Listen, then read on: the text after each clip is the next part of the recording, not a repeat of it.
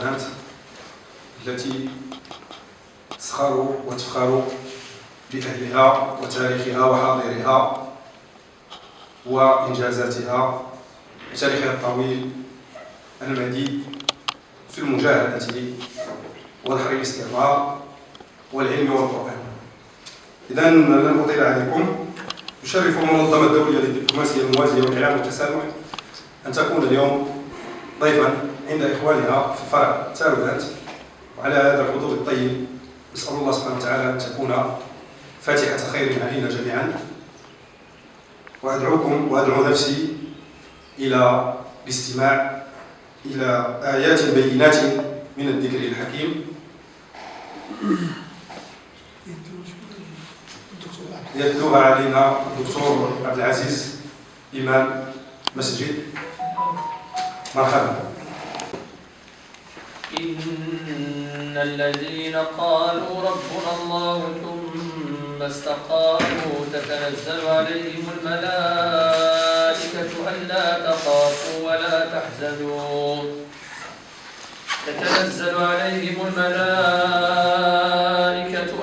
تخافوا ولا تحزنوا وأبشروا بالجنة التي كنتم توعدون.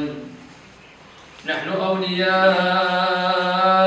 في الحياة الدنيا وفي الآخرة ولكم فيها ما تشتهي أنفسكم ولكم فيها ما تدعون نزلا من غفور رحيم.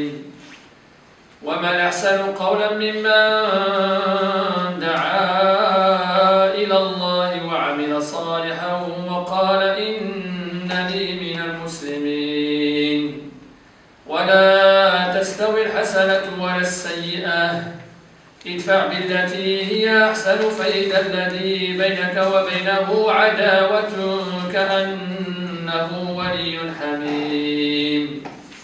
وما يلقاها إلا الذين صبروا وما يلقاها إلا ذو حظ عظيم.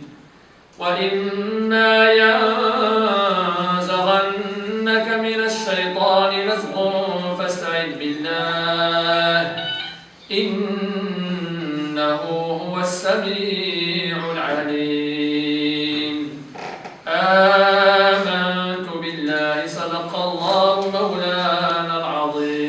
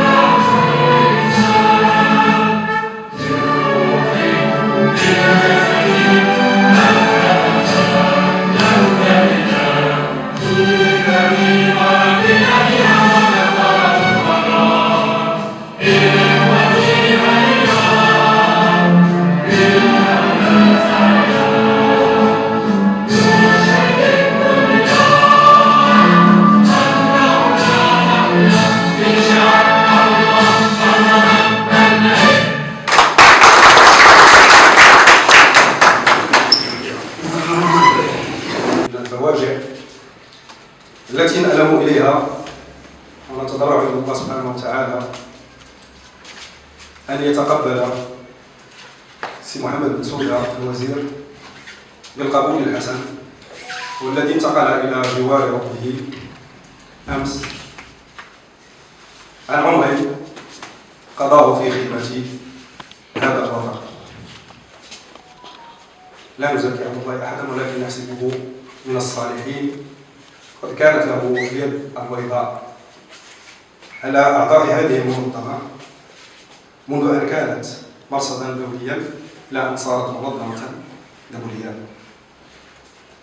إذن أدعو الجميع للوقوف وتلاوة الفاتحة على أرواح الشهداء.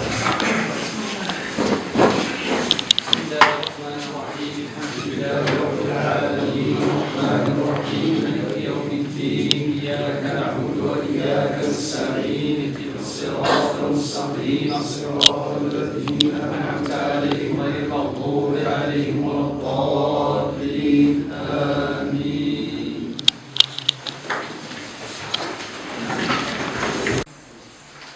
أتوجه إلى السيد رئيس فرع تالبان للمنظمة الدولية للدبلوماسية الموازية والإعلام والتسامح السيد سعيد شرقاوي، الأخ العزيز المناضل الكبير داخل المنظمة، والذي لم يبخل على أن يستضيف أعضاءها وأنشطتها هنا بين أولاد الرحيل ومركز دارودانت، وتنقله وحرصه الدائم على تمثيل هذا الفرع في جميع المناسبات لمراكش، زادوها، حميد الغفلان، دار البيضاء وغيرها من المحطات المشرقة التي بصم فيها الرجل على حضور يليق بسمعة هذه البلاد وسمعة هذا الفرع.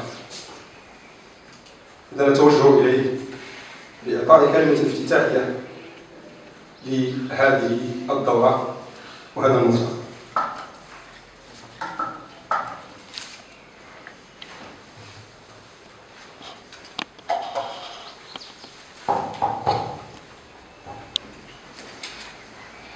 بسم الله الرحمن الرحيم، والصلاة والسلام على مولانا رسول الله وعلى آله وصحبه.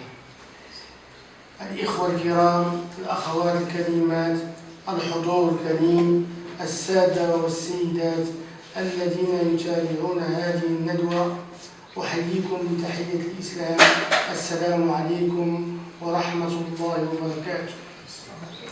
أرحب بكم جميعا في هذا الجمع المبارك من أجل الاحتفال بذكرى عزيزة علينا، ألا هي وذكرى 21 لميلاد صاحب السمو الملكي ولي العهد الأمير مولاي الحسن، وهي مناسبة لتجسيد الارتباط المكين بين الشعب المغربي والعرش العلوي المجيد. وبهذه المناسبة الكريمة ينظم المكتب المنظمة بإقليم تالبان ندوة فكرية تحت عنوان المملكة المغربية عهد على الوفاء، يهدف إشراك المجتمع المدني بالتالبان في الحدث الوطني، وينطوي تخليد ذكرى ميلاد ولي العهد على رمزية تاريخية وعاطفية بالغة الدلالة، فهو تعبير عن الاستمرارية التي تطبع تاريخ الدولة العلوية الشريفة التي حافظ ملوكها طيلة أزيد من 3 قرون على القيم والمبادئ التي تأسست من أجلها، ألا وهي الدفاع عن وحدة الوطن واستقلاله وصيانة مؤسساته التي يجسدها شعار المملكة: الله، الوطن، الملك. ولذلك فإن الاحتفال بهذه الذكرى يجسد أروع صور تثبت الأمة على اختلاف مكوناتها بالوفاء للعرش العلوي المجيد والحرص على استمراريته من خلال نظام الثورات والبيعة الشرعية للملك البلاد أمير المؤمنين حامي الحمى الوطن والدين. والواقع فإن الاحتفال بهذه الذكرى السعيدة ما هو إلا تأكيد على مؤسسة ولاية العهد من أهمية جليلة داخل أركان الدولة ونظام الحكم، ذلك أن ولاية العهد تعد من النظام الإسلامي العريقة، حيث تعبير عن الاستمرارية التي تطبع تاريخ الدولة العلوية الشريفة. مرة أخرى أرحب بالجميع وأسأل الله العفو، وأسأل الله أن يترحم على أرواح الشهداء الذين توفوا في زلزال سبتمبر 2023. كما أشكر الجميع على تلبية الدعوة، والسلام عليكم ورحمة الله.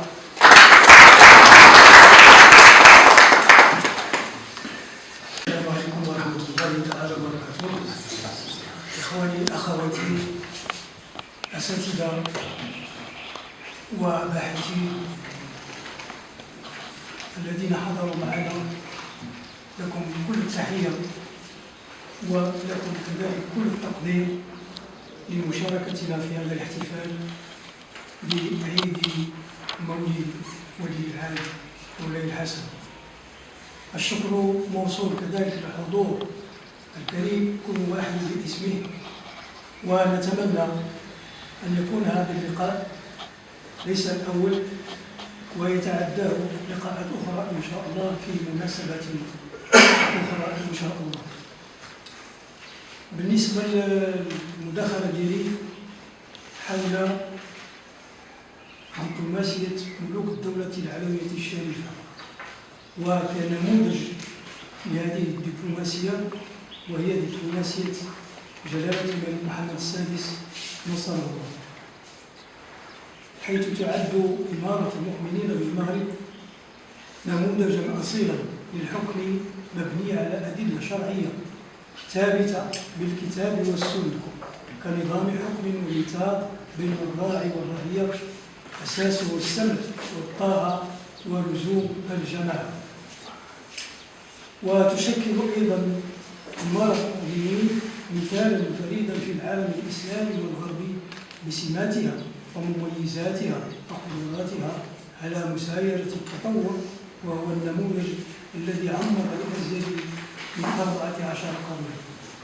وتبعا لهذه الاعتبارات تعمل المنظمة الدبلوماسية الموازي والإعلام والتسامح على إعطاء ما لهذا الموضوع من أهمية، وذلك من خلال وسائل إعلامية وبدائل أكاديمية للبحث والدراسة، من خلال توفير كل المتطلبات الأساسية اللازمة لذلك لتوجيه العناية بهذا الشأن.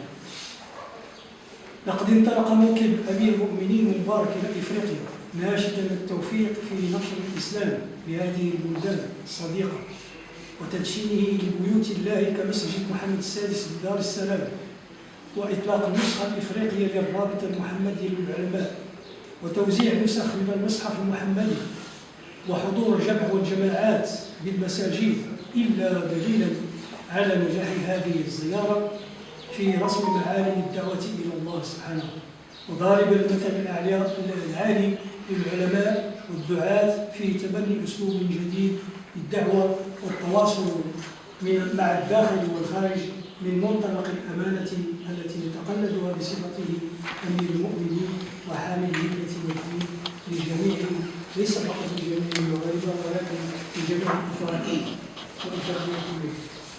وكانت النتائج التي حصل عليها المغرب من هذه الجولات هو تسوية المشاكل المعلقة بينه وبين بعض الدول عن طريق المفاوضات وإبرام معاهدات صداقة وتعاون ومراسلات مع ملوك الدول الصديقة ورؤسائها.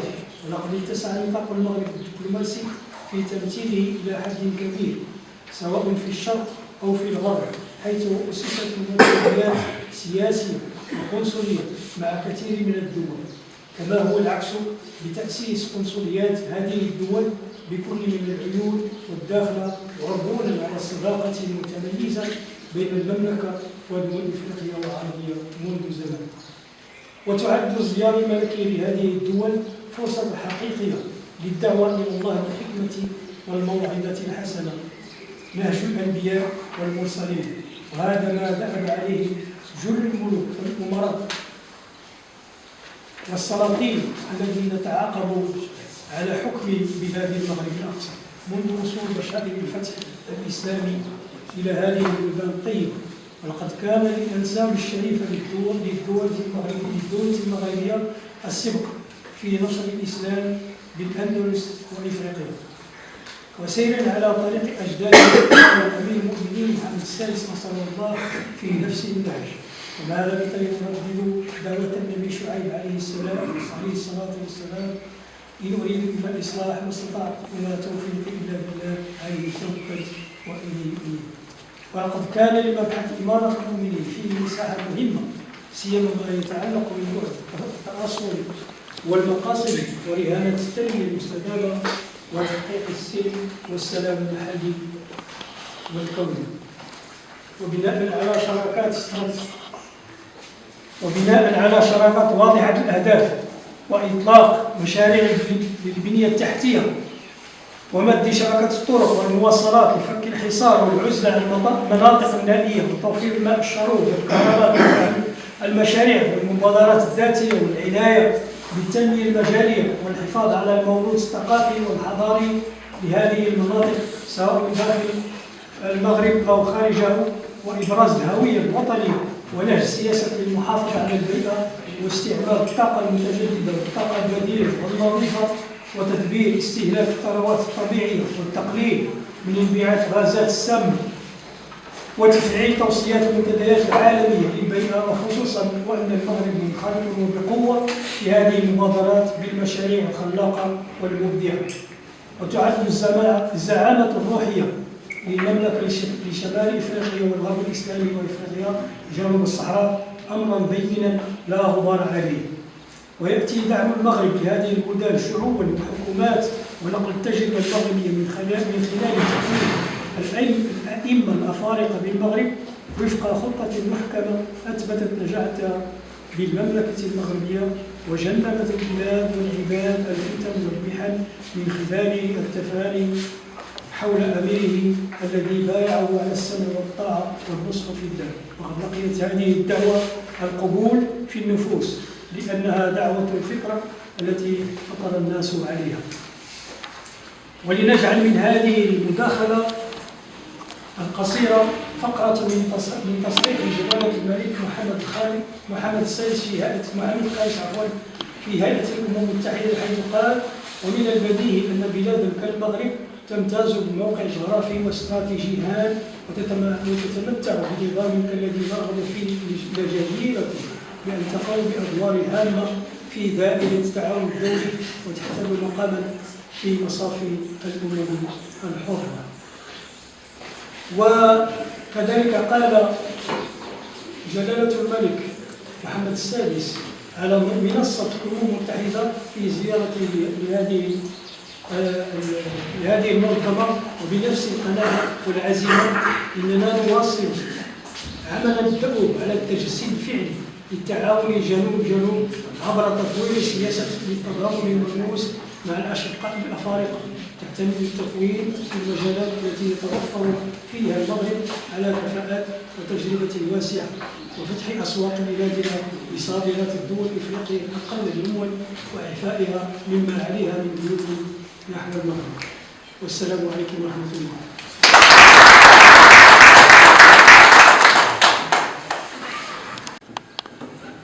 هو تبوء المرأة المغربية تبوء المرأة المغربية المكانة التي تستحقها في عهد الملوك الثلاثة للدولة المغربية.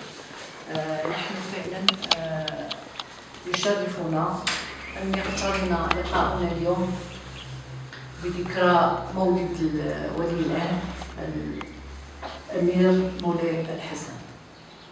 نعتز فعلا بهذه المناسبة لأننا نعيش في دولة إسلامية تسير على نهج الإسلام الذي كما يعلم الجميع بأنه بوأ المرأة المغربية مكانا خاصا وكرمها وجعل مكانتها كبيرة وسارت على نهجه الدولة العلوية الشريفة بملوكها الثلاثة.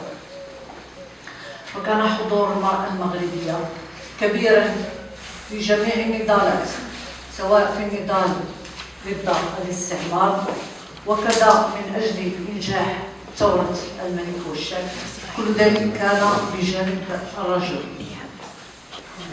وهذا فعلا ساعدها بسبب التوجهات الملكية السامية للمغفور له محمد الخامس الذي بوأها مكانة خاصة، بحيث أنه شجعها في الوقت الذي كانت تناضل من أجل معضلة محو الأمية، شجعها على الدخول إلى أقسام الدراسة وفتح لها ولأول مرة في تاريخ المغرب الدخول إلى الكليات، وبذلك حصلت على أكبر الشواهد وتمكنت من الحصول على أكبر المناصب.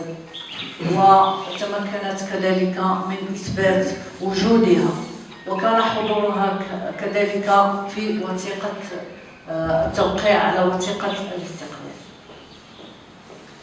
هذا الحضور الكريم سيد ذا الحضور مكنها كذلك من الحضور لجميع المحطات، منها كذلك محطة المسيرة الخضراء من أجل تحرير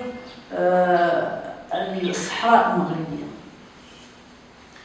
وكل ذلك كان بسبب التوجهات الملكية السامية للمغفور له الحسن الثاني، بحيث أن كانت هناك أوراش كبرى في سياق دينامية تنموية مجتمعية مستلهمة من الإرادة الملكية بجعل المغربيات يتبوأن أحسن المراكز، وكل ذلك من أجل مغرب قوي ومتطور مكنها من رهانة التطور الذي راكمه المغرب، بحيث استطاعت أن تلج قبة البرلمان ولأول مرة، وبذلك النساء المغربيات تركنا أن يشعل لنساء أخريات، بحيث أصبح عدد النساء اللواتي يتواجدن بالبرلمان عدد لا يستهان به. هذا في عهد المغفور له الحسن الثاني. في العهد الآن في عهد الملك محمد السادس الكل يعرف بأن حضور المرأة المغربية متواجد في جميع الخطب الملكية، في جميع الخطب الملكية وكذلك في جميع التوجهات. ومن أكبر التغييرات التي حصل عليها المغرب والذي يعتبر أكثر نجاح ألا وهو التغيير الذي طال المدونة، بحيث أن هذا التغيير لم طال المجتمع بأكمله، بحيث أن هذا التغيير كان منطلق جديد لتاريخ الأسرة المغربية، حدث جديد كان كفيل بأن يساهم في إنتاج علاقة جديدة داخل الأسرة المغربية يطبعها روح المساواة.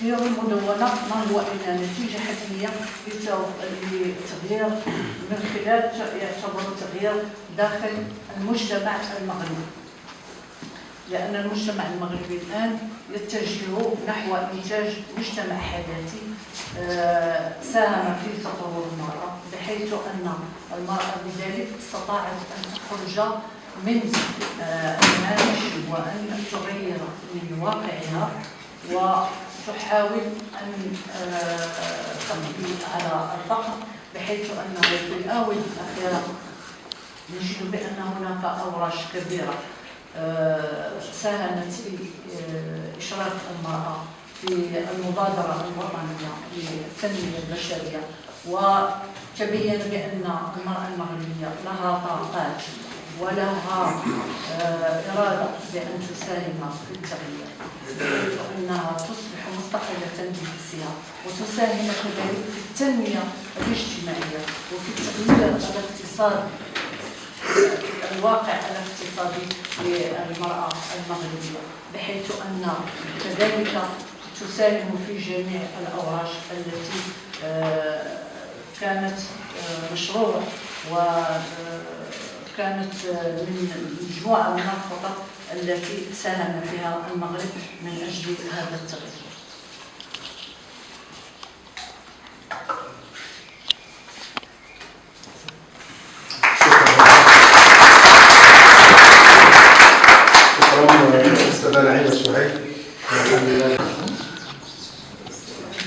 بالشرف اليوم باش نكون معكم قال الاستاذ الدكتور سعيد كريم. انا جيت مسرور لان انا بلادي وبلاد جدودي وبلاد والدي، وهذا شرف ليا حيت نتواجد مع الوجوه الطيبه. هذا شرف. اقسم لكم بالله العظيم ان الكلام تاعي وقف انني انا احذر.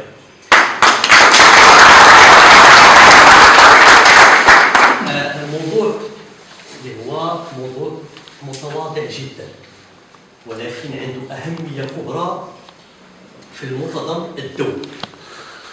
اليوم المغرب تعيش وضع اقتصادي أمني اجتماعي ثم وضع سياسي مثل جميع دول العالم التي تسير في مسيرة الديمقراطية وفي مسيرة تعميم الأمن والاستقرار الاقتصادي والاجتماعي. السؤال المطروح هو هل فعلا هناك علاقة ما بين الاستقرار الأمني وما بين التنمية الاقتصادية والاجتماعية؟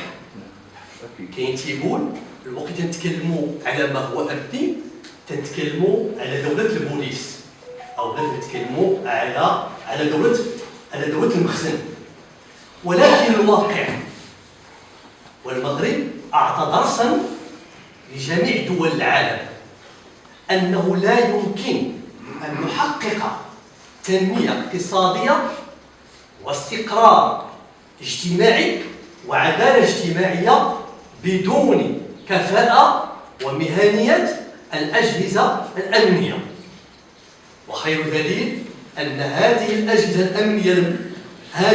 الأمنية المغربية بكل مكوناتها أعطت الدرس.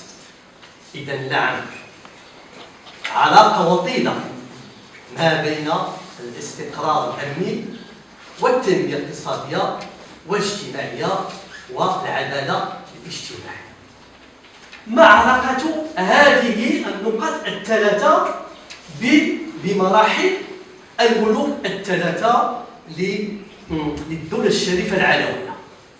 غادي نبداو من عهد الراحل المناضل الأب الروحي والأب الشامل لجميع المغاربة، هذا وهو الملك الراحل محمد الخامس رحمه الله.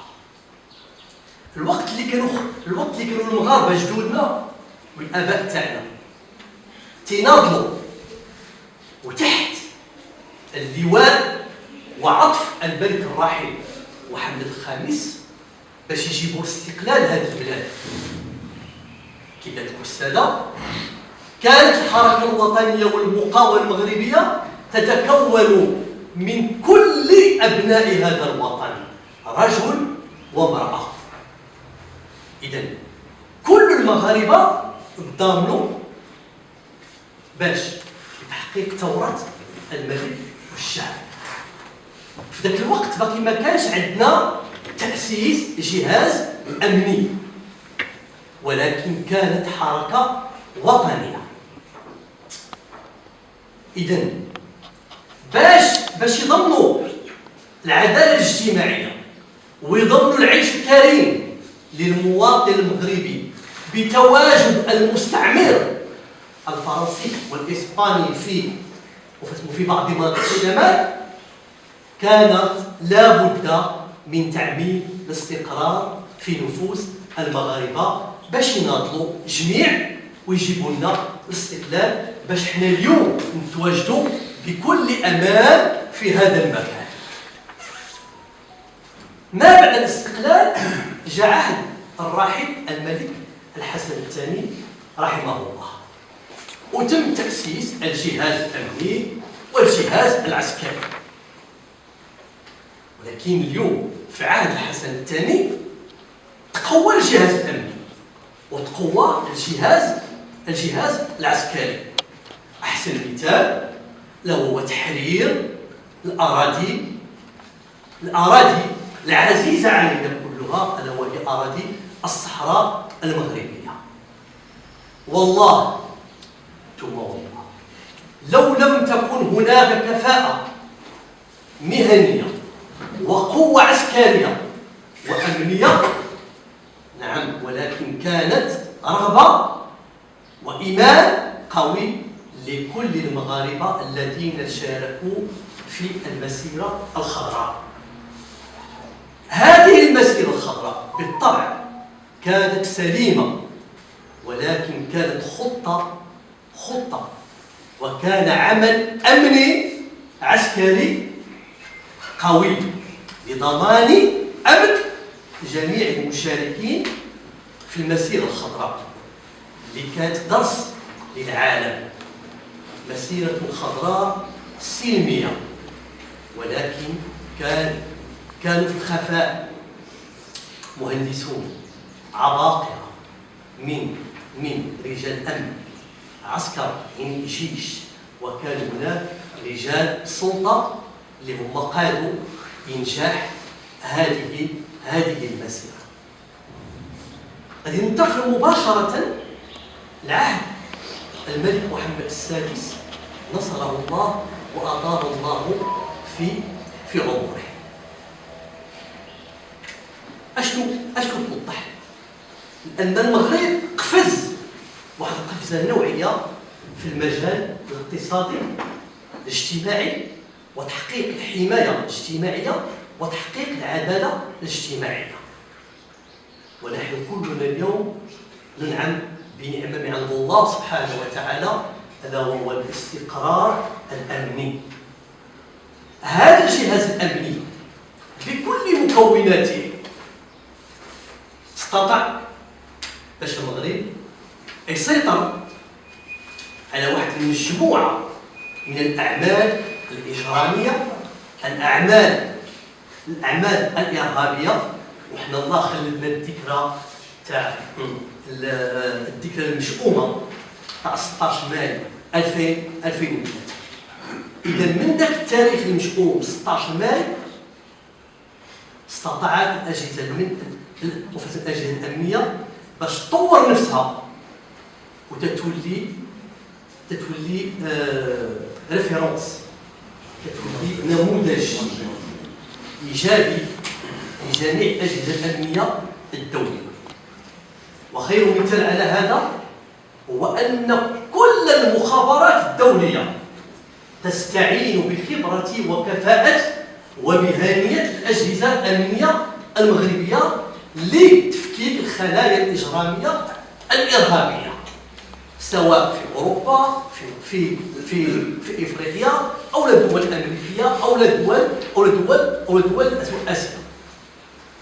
إذا نتفقوا جميع أن ما يمكنش نحققوا تنمية اقتصادية وعدالة اجتماعية إذا ما كانش عندنا استقرار أمني قوي. وبهذا التعميم الاستقرار وفي عهد الملك الحالي الملك محمد السادس نصره الله استطاع المغرب باش يلعب واحد الدور كبير لتعميم الاستقرار الأمني والاقتصادي لدول القارة الإفريقية. بعد ما المغرب كان غادر الكرسي تاعو في المنظمة الإفريقية لأسباب تعرفوها، أنه المس الوحدة الترابية للمملكة المغربية، وكل مغربي كيفما كان سنه ومستواه الاجتماعي مستعد أن يضحي بما لديه من أجل القضية الوطنية التي هي الصحراء المغربية. إذا برجوع المغرب بمكانته وسط إخوانه في القارة الإفريقية أخذ صاحب جلالة الملك محمد السادس على عاتقه وقال في خطابه: إن إفريقيا تحتاج إلى مبادرات جريئة ومبتكرة لإطلاق العنان للإمكانات الكاملة للقارة.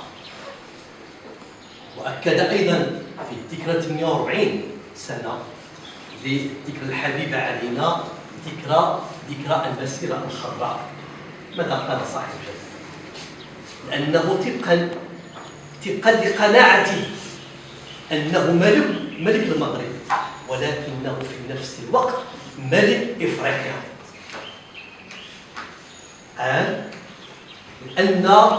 بأن المبادرة الدولية الأطلسي الإفريقي، يعني ربط الدول القارة الإفريقية بما هو المحيط الأطلسي، وتعميم الاستقرار الأمني والاقتصادي وضمان العيش الكريم لإخواننا في القارة الإفريقية. ما هي إلا رغبة ملكية في تحويل الواجهة الأطلسية إلى واجهة كبرى للطلاق الإنساني وقطبا للتكامل الاقتصادي والأمني ومركزا للإشعاع القاري الدولي. الكثير منا حنا خصوصا الأبناء ديالنا، وهذا أمانة على عاتقنا كلنا، خصنا نربيو ولادنا والأحفاد ديالنا باش يعرفوا المكانة المغرب إفريقيا ودوليا. وهذه المكانة يمكن يعرفها إلا اللي تيخرج خارج أرض الوطن وتيشوف لي زيكو اش تيتقال على ما هو أمني واقتصادي وسياسي وعدالة اجتماعية لهذا الوطن الحبيب.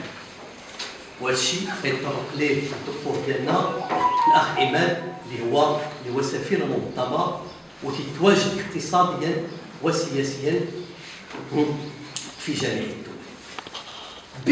بفضل التعميم الاستقرار الأمني استطاع المغرب ذلك باش التوجهات السامية لصاحب جلالة الملك محمد السادس نصره الله باش يتغلب وباش يسيطر على أكبر أزمة صحية عرفها العالم، ألا وهي أزمة كوفيد.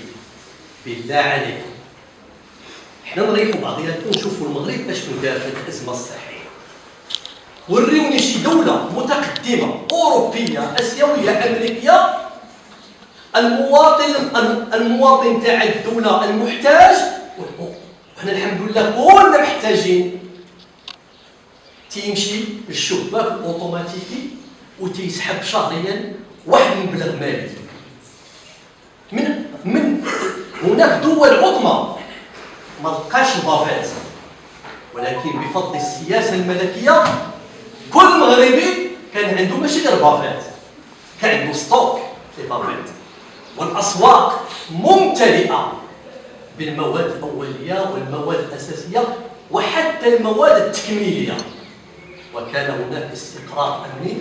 وكنا عشنا لكن نعسو في بيوتنا مع ولادنا وتنطلوا في الشراجم تلقاو الأجهزة الأمنية والأجهزة العسكرية تجول شوارع وأزقة هذا البلد الحبيب. علاش؟ لتعميم الاستقرار والأمان في النفوس. واحد فينا إذا كان تيحس بالاستقرار إلا وتزادوا الوطنية وتولي أكبر إنتاجية وأكبر مرغوبية.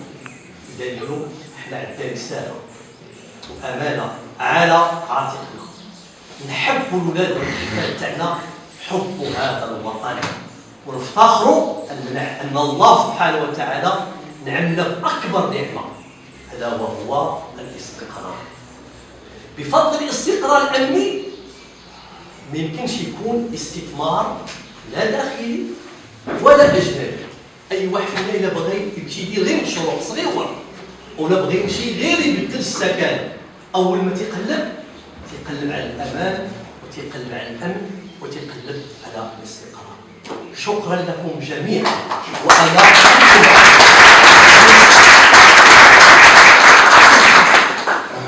شكرا سيد إدريس العشيري على هذه المداخلة المتخصصة في المجال الاقتصادي والأمني والاجتماعي. لأن الآن نمر إلى مداخلة الدكتور عماد الهواري سفير المنظمة، الذي أيضا هو بدوره أبى إلى أن يشارك إخوانه داخل المنظمة وخارجها في هذه الاحتفالية. وكما أكد أستاذنا العظيم بأن الأمن والاستقرار هو من بين اللحمات التي يعتمد عليها المجتمع اقتصاديا وسياسيا، وهو لبنة تعطينا قوة وتعطي لأي بلد مكانته في ضمان مستقبل زاهر. وهذا شيء مؤسساتي لازم أن يكون في أي دولة كي تضمن أمنها ومستقبلها. سأتطرق اليوم لموضوع مهم، وهو موضوع مكمل لما قاله الدكتور العاشري في دور الأمن والاستقرار، وسأتكلم على دور إمارة المؤمنين في استتباب الأمن والاستقرار، ولكن في القارة الإفريقية. وكما نعلم ونتذكر المقولة الشهيرة لملكنا الحسن الثاني رحمه الله أن المغرب شجرة في إفريقيا جذورها في إفريقيا وعروشها بأوروبا. فدائما هناك رجوع إلى الجذور كما رجع الدكتور إدريس العاشري لجذوره بالتنبيهات. إن عناية المغرب بإفريقيا لا تتجدد بعيدا لتعود إلى ما قبل دخول الإسلام، فجاء الإسلام ونشطها وأعطى لها معنى روحيا ساميا، فلم تعد العلاقة مبنية على الأسس الجغرافية فقط، وإنما على توابت دينية وثقافية مشتركة تتمثل في التبادل والتفاعل الإيجابي أخذا وعطاء. وما أن اكتشفت إفريقيا عبقرية المملكة المغربية منذ قرون في ريادة العلوم والثقافة والدين، حتى بايعت له وأسلمت الكثير من دويلاتها ومملكاتها.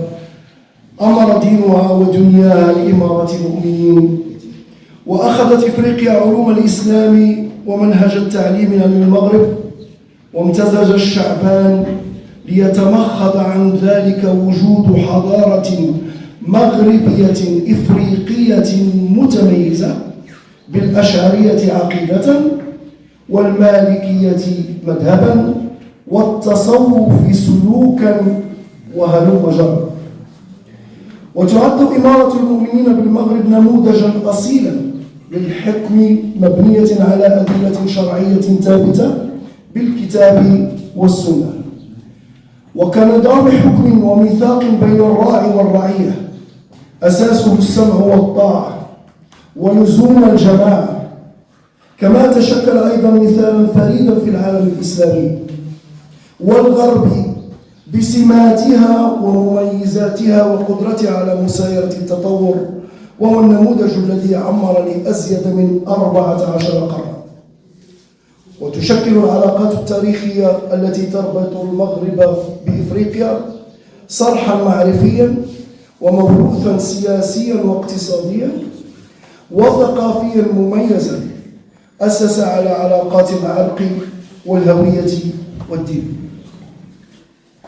وتعود علاقة المغرب الروحية والدينية والهويتية مع إفريقيا إلى قرون عدة، فرغم قربه من أوروبا وتميزه بتمازج الهوية الأمازيغية والأندلسية والعربية، إلا أن الهوية الإفريقية حاضرة دائما، حيث تظل القارة الإفريقية الفضاء الطبيعي الذي يحدد الطبيعة الجغرافية للمغرب.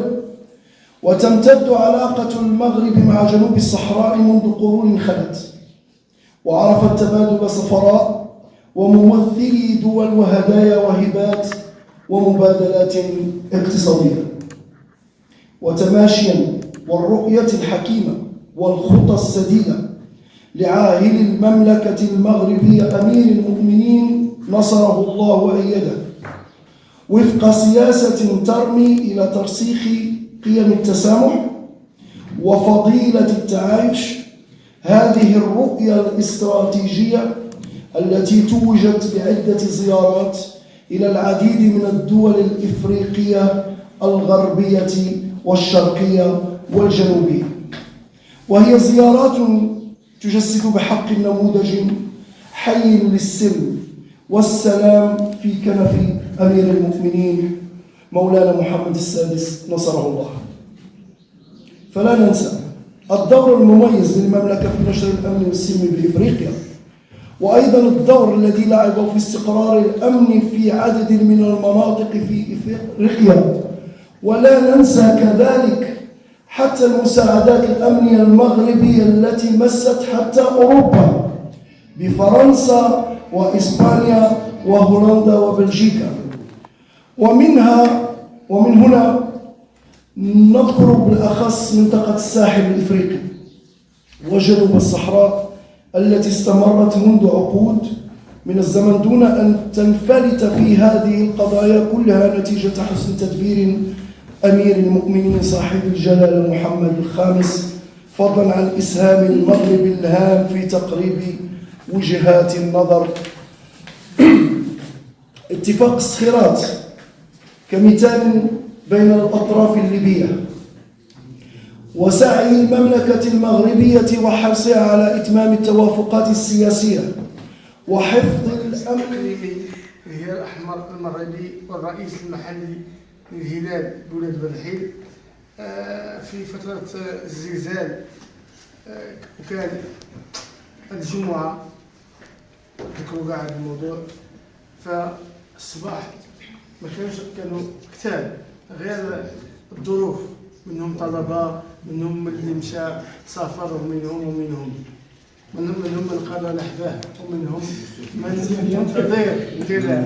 فأول منطقة طلعنا لها هي تلك جونس، كانت فاجعة كبرى، الصراخ وما شاء الله والبكاء والأنين تحت ردم. وكان المشكل هو أنه هذه الفاجعة فات المدة تاعها، أنه آخرها كانت في 1963 في أكادير. ما بقينا ندربوا على الإسعافات الأولية.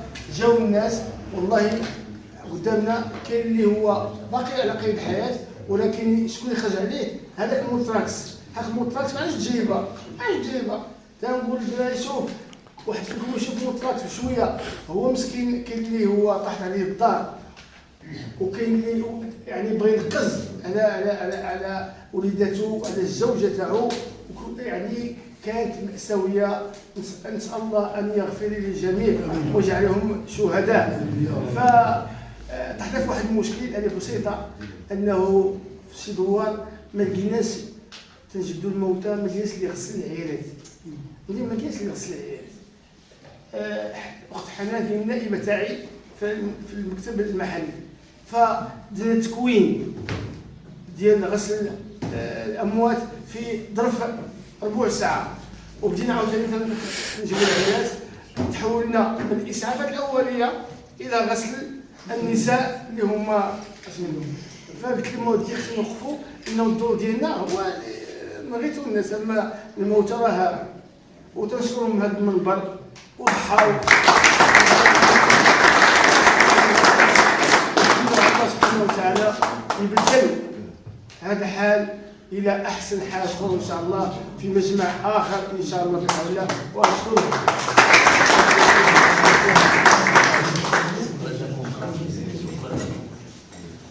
شهادة تقدير بهذه المناسبة للسيدة عائشة تاكون، فلتتفضل مشكورة يسلم على الأستاذة نعيم. ويجول جميع المكاتب داخل المحكمة، وذلك من أجل تعقيم جميع المكاتب والمفاتح رفقة فريقه الهلال الأحمر الذي أوجه لهم الشكر.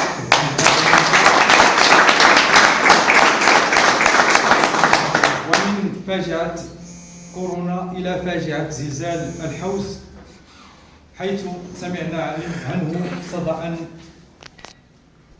ما يخلص إلا الله سبحانه وتعالى.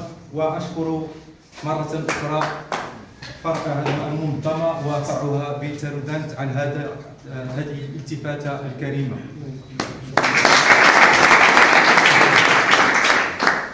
لا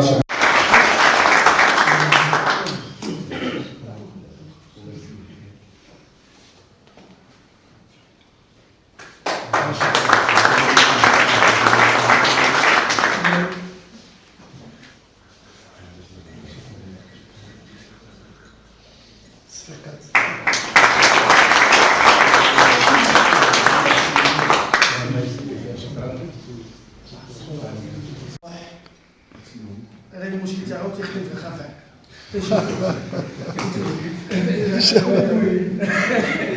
تيخدم في الخفاء ما معروفش، ولكن هذه المره جبناه باش يعرفوه الناس باش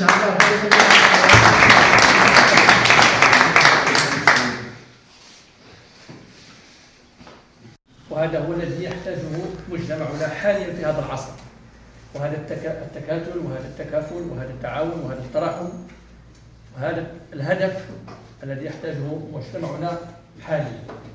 فنشكر الاستاذ الاستاذ إدريس العشيري. إدريس العشيري اشار الى نقط مهمه وتحتاج الى تطبيقه او الى تطبيقها في مجتمعنا. أشار إلى نقطة مهمة وهي نقطة الأمن والاستقرار، وهذه الندوة كلها يعني تدور حول هذا الهدف. لا صلاة ولا عيش ولا أكل ولا نوم بدون أمن والاستقرار.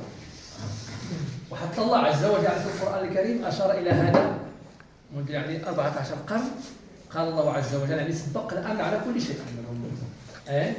وإذ قال إبراهيم رب اجعل هذا البلد آمنا وارزق أهله من الثمرات. يعني إلى ما كاين الأمن ما كاين الرزق، وخا يكون عندك الرزق عندك يعني لما جاز عمرا إلى ما كاين الأمن ما تاكله ماشي ديالك. ونحمد الله عز وجل ونشكره على هذا الأمن. نعمة. يعني دائما يلزمنا ويجب علينا أن ندعو الله تبارك وتعالى أن يديم علينا نعمتي الأمن والاستقرار، لأن إلى ما كاين الأمن ما غادي تصلي ما غادي تنعس ما تاكل حتى ديالك ماشي ديالك. ولهذا نحمد الله عز وجل حتى نشوفوا دابا العالم يعني راه اصبح يعني كبيت. كان كيقولوا يعني العالم يعني اصبح قريه، ولكن دابا اصبح بيت. وتنشوفوا الدول اللي هي عايشه مسكينه يعني في الخوف وفي الحرب، ونحن الحمد لله يعني في امن واستقرار. هذه الامه المغربيه حباها الله تبارك وتعالى بهذا الامن تحت مظله يعني امير المؤمنين دام له النصر والتمكين. فهنيئا لكم جميعا وفقكم الله. والله الا فرحنا بزاف، فرحنا بكم. هذه الندوه الطيبه المباركه، ندوه هادفه، هذه الندوه فيها كل شيء، وفيها يعني المسائل اللي هي تحتاج الى تطبيق في مجتمعنا. فنسال الله تبارك وتعالى ان يجمع شملكم وان يحقق امالكم وان يحقق جميع ما تتمنون. امين يا رب العالمين. هذا البلد الامين وفقكم الله جميعا وجعل المحبه فيما بينكم وساعدكم على كل ما تريدونه لهذا الوطن الامين. شكرا. في موضوع هذاك النوع ديال هذه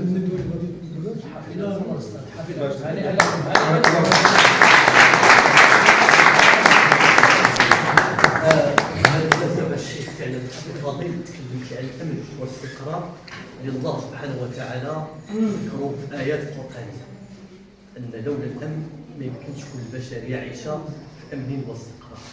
والحمد لله حنا هذا الامن ديالنا تعزز في فترات مختلفه في عهد الدوله الشريفه العلويه، من الملك الراحل محمد الخامس الى الراحل الحسن الثاني الى الملك الحاضر الملك محمد السادس نصره الله. وحنا بهذه المناسبه سميت المنظمه الدوليه للدبلوماسيه الموازيه والاعلام والتسامح المركز وفرع ترداد نحيي الإدارة العامة للأمن الوطني ومراقبة التراث الوطني ونقول لهم شكرا لكم على كل تضحياتكم من أجل تعميم الأمن في هذا البلد الحبيب.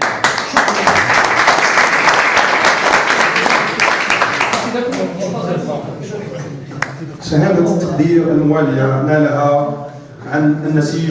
الاسبوع الماجي ان شاء الله من يوم الاثنين الى يوم الجمعه عندنا واحد الزياره ميدانيه وتوزيع بعض المساعدات وايضا تقديم واحد الدعم اللي هو مهما عطينا لهاد الناس ولكن كيبقى الدعم النفسي والتاثير ديال الزلزال مازال كيأثر على هاد النفسيات سورتو ديال النساء القرويات. وبالتالي حنا غادي نكونوا في اعالي جبال ديال تيزيتاس اللي هي قريبه للبؤره فين كان الزلزال واللي الناس مازال كتعاني جدا.